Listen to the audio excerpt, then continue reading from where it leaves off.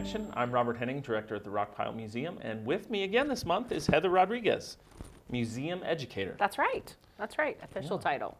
So what fun and exciting events are coming up? So our next big event that we're going to do, which I am so excited because we had to work through quite a bit to make it happen last year, is our antique tractor pull and show. Great. And it's a great event in that so many people, I think, wait to have a place to show off what they love so much, from hit and miss engines to tractors to pieces of equipment, and we open that up to people. And then this year we'll actually have bleachers, and the pull will be right there next to the fire department, so we get to use that this year.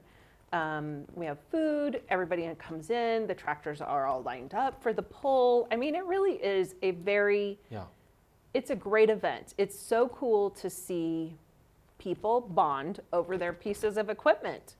Yeah, it's and a lot history. of fun. It is. It really is. And there's a lot of shop talk. There's a lot of groups of men, chatting and chewing the fat on the machinery. And so, the museum has that unique ability to bring people together in ways that the rest of the culture really doesn't. Sure. So I think that that's one of the things that I love the most, is for us to create the space for people to share these things. Yeah, and there's a lot of tractors out there. There are. And you don't think about it. You drive around the county and you actually start looking for them. You see them. And I'm like, oh, look at that cool old tractor. And that's what we want. We want people to bring those in. Yes. To share. Yes. And it may be a push, pull, drag type thing. Like if you have something, you might not even know what you have. Right. Bring it in, because there's going to be a bunch of guys and ladies there that know what it is, and they can help you. They can help you fix it. They can help you find someone that might take it off your hands. That's right. We can help you. Yeah, and we're even working on our side, because we have the threshing machine, to find out what will help make it work the best. What can we do to demonstrate? Because most people have never seen a thresher in action. So, that would be very good. And we'll hopefully be pulling it in the parade, so people will see that. And it's on the 19th of July from 9 to 3 in that field that we still get to use this year. So, Good. Is there an admission fee for the event? There is not an admission fee. I know. Well, good. You have to buy your food, but. So if somebody's interested in participating, they have a tractor or a really cool old manure spreader, or who knows what you have, how do they get in touch with us? So they can get in touch with us several different ways. We have a very active Facebook page, so it's under Rockpile Museum. Instagram, if they love that. They can call the museum, so that's on our website. You can go to the website, or you can just stop in and see us. Good. So Awesome. or you can call and talk to me, but anybody at the museum can help you. A lot of people bring them in the day before, start setting them up. So just let us know when you'd like to come, and we'll just make sure that it's all ready to go. Yeah, and we would like to know if you're coming to the event, just so we can plan the space for the display. If they want to pull, who should they contact? So they need to contact Luther Jensen, and it's the Northeast, what is it? It's neat. So it's Northeast Antique Tractor, and they can contact us to get in touch with Luther. Yeah. So, good. Yeah. Awesome. Yeah. What else is happening at the museum, Mr. Director? Well, I thought we would take a moment today just to talk about our work generally and kind of what goes on behind the scenes. Yes. We've been really active for a while. We had Storyland, which brought in over, I don't even know, we had over 8,000 people in 4 months.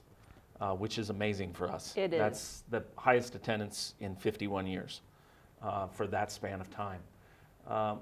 And so that was very visible, and a lot of people saw that. But there's always work going on behind the scenes. And so we have been discussing exhibits a lot lately. Right. So we're working on a new interpretive exhibit plan. This plan will kind of guide and lay out renovated main permanent exhibits in the museum. Right. And I say permanent, they're not always permanent, but it's our main exhibit areas, our main galleries. We'll have an overhaul in the future. Right. It's hard to put a date and time on it, but that's very exciting.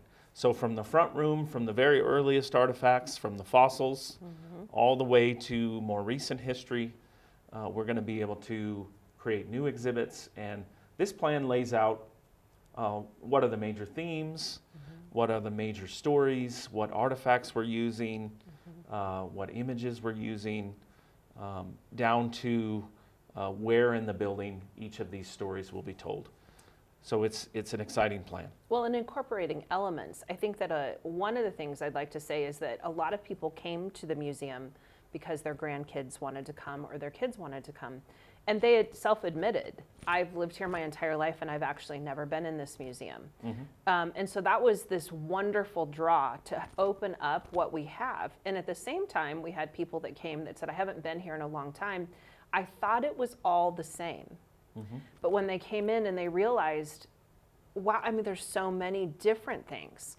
We still hold on to a lot of those, the backbone of the history that we're keeping for this community is still there, but there's so many stories that haven't been told. And so I think that's what's exciting is to see that in this new exhibition plan, one, we will incorporate more of those stories. We've talked a lot about grit and determination. I was born in Gillette, and I've lived here basically my whole life. And the takeaway that I've always had is, these are some of the toughest people you'll ever meet. And the determination and the adage, you know, not a discouraging word was heard. I don't know that that's really true of the West, but I like that idea that we support one another and through that grit and determination. But the other part of it is, how do we, and I say we, like Penny and I, how do we formulate bringing the education piece for children into the midst of that? Because clearly, having that many visitors is the proof concept that people want places for their kids to learn history. And it's actually how we get people through the door. For sure. So as we do those plans, what do you, like, what are the top 3 things? I'm totally putting you on the spot. What are the top 3 things that you consider most when we do this interpretive plan?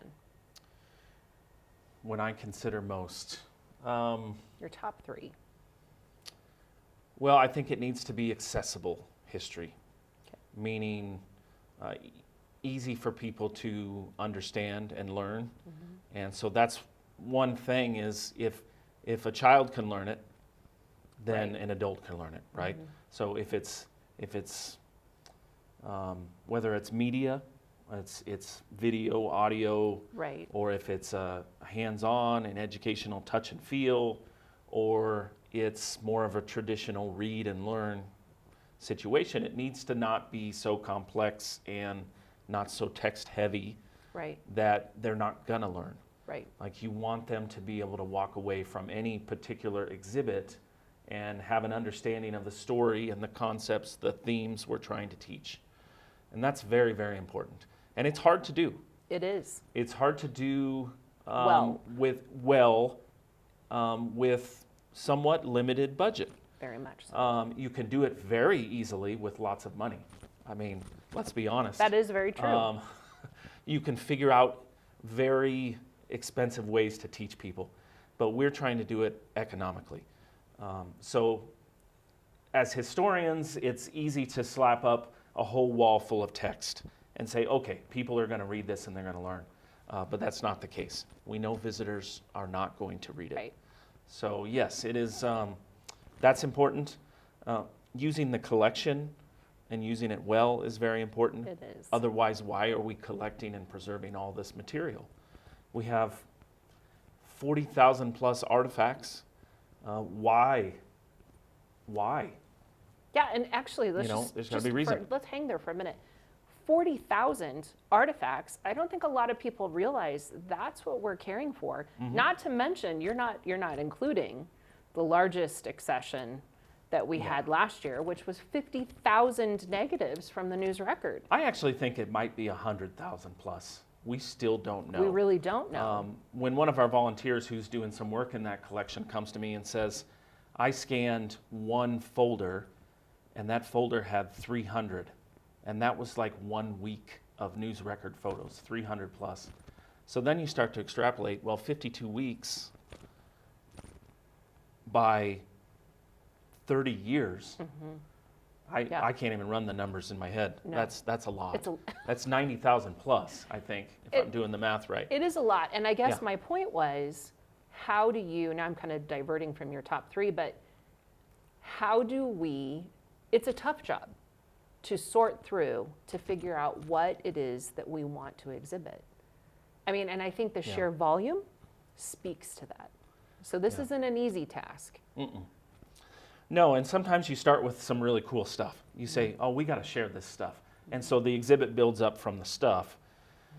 We really are taking the other way. We're starting with the big themes and we're going down towards the object. Yes.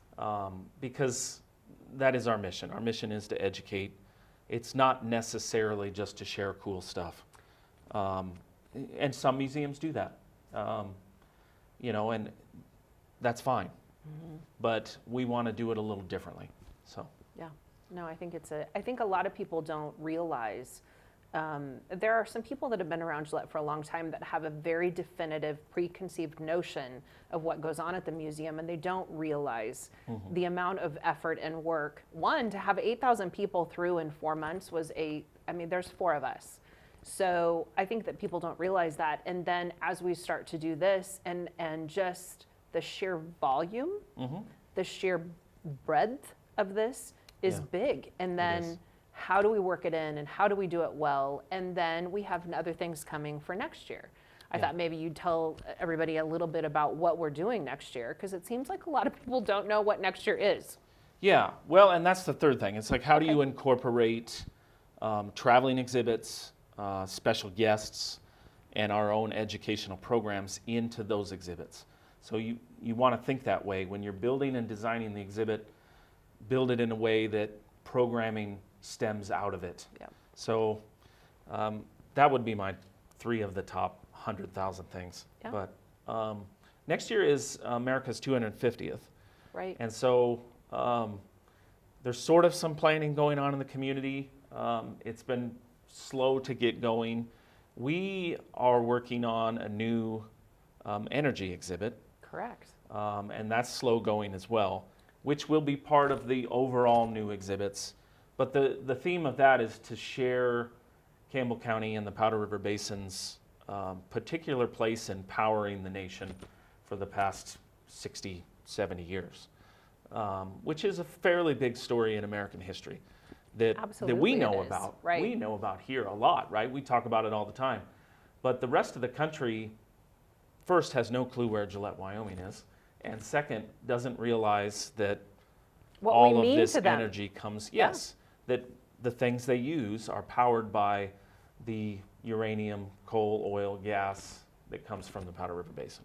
Right. So, Right. yeah. So that's an undertaking. That's Yeah, a big it's a big undertaking. exhibit. Yep. And people are, I think we've already had people come in from the community that are excited about it. And so even just talking to the kids yesterday that visited the museum from Broadus, which they were hysterical. They loved it.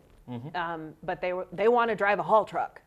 Like that's what they want to do. And so that's, we're trying to incorporate that piece Yeah. in having a simulator. And so it is. It's creating history in a living way that's interactive and powerful so Yeah. that people have takeaways, right? I think it's too easy to go in. A lot of museums, you just scan. We all want to create something that's an experience. Absolutely. So yeah, it's a big undertaking and it's exciting. It is. And then there's traveling exhibits. And we're planning traveling exhibits out. We're in 27. Right. Shortly, we'll be talking about 28.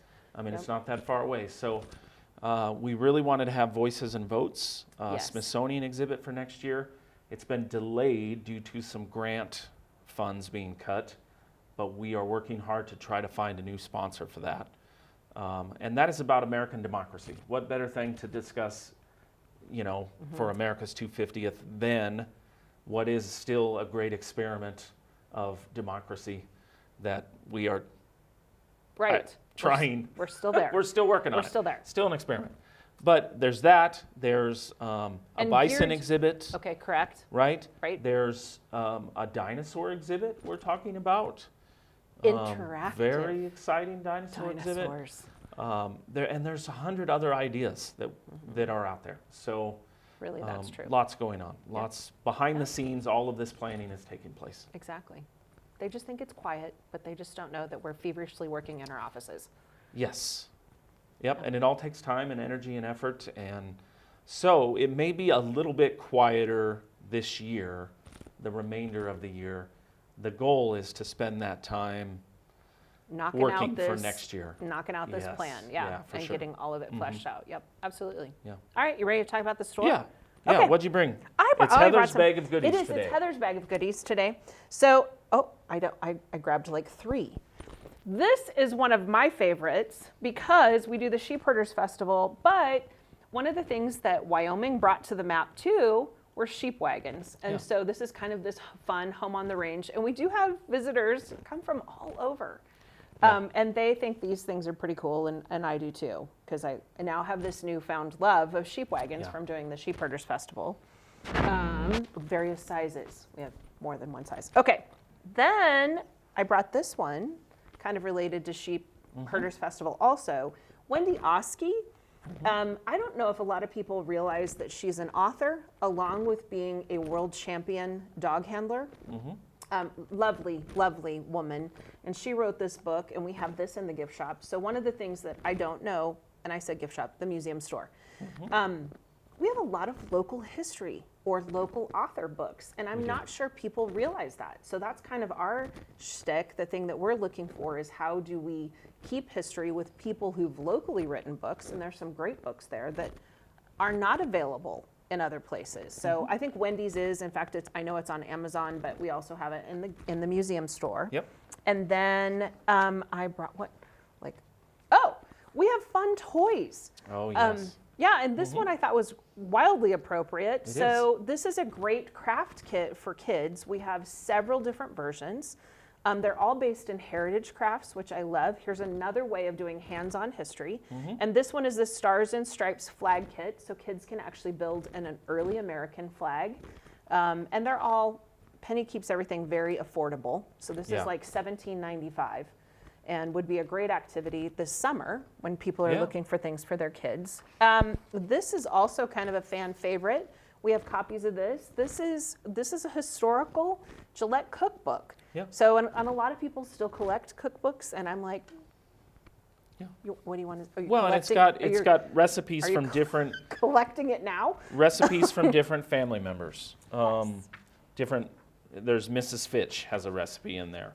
You know, names that you would still recognize from the community. L.G. Butler. He was our first sheriff, and it was published by White Eagle, who was quite a character. And we'll definitely has a very interesting story. does, Maybe yeah. he should be. He'll be in the exhibits for Exactly. sure. That's grit and determination in a whole cultural way. Yes, it is. Rowan, Mrs. Burt Rowan, Rowan Avenue. If you've never heard of that, No, Rohan. Some people say Rohan. So Yeah.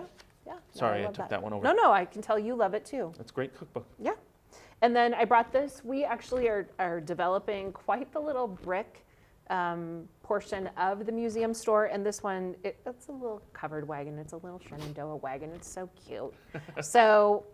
And we saw yesterday, kids love these. Yeah. They love them. And here we go again. This is a hands-on interactive way to learn about history and to build a piece of it. And since the other brand, Legos, is so popular, this is our version. Yeah. So anyway, we have a great museum store. We do. And it's open when we're open, Correct? 8 to 5, Monday through Saturday. What do we have coming up for holidays? So July 4th, early next month, we're open half the day. So we're open during the parade, while the parade is going on, and then immediately following until people leave. I don't really set a time. Right. It's as people leave and head to other activities, we'll close. Are you going to be an announcer this year again? I will be announcing. I think it's... So that's always fun. You can come get a place in front of the museum and listen to Robert. Now, I think it's year number 11. So, Oh, nice. I'm not Nice. sure. I lose track. And then we're open, we're open Labor Day, right? A lot of museums are closed a lot. It seems like we're open all summer long. Yeah, we need to be open. Yep. Yep, Monday through Okay. Saturday, 8 to 5. Anything else? Final I thoughts? don't think so. Come see us. Okay. Come Thank see you, us. Heather. Thank Appreciate you. it.